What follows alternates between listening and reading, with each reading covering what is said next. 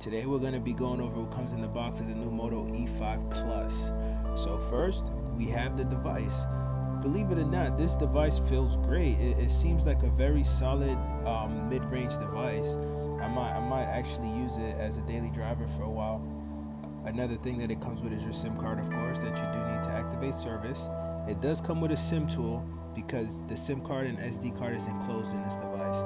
You will have the booklets, which include the welcome guide or the start guide. You have the terms and conditions of this device that include your warranty information and your return policy. And then you have pretty much the safety information that's included standard in a lot of devices in general. The device does come with a charging base.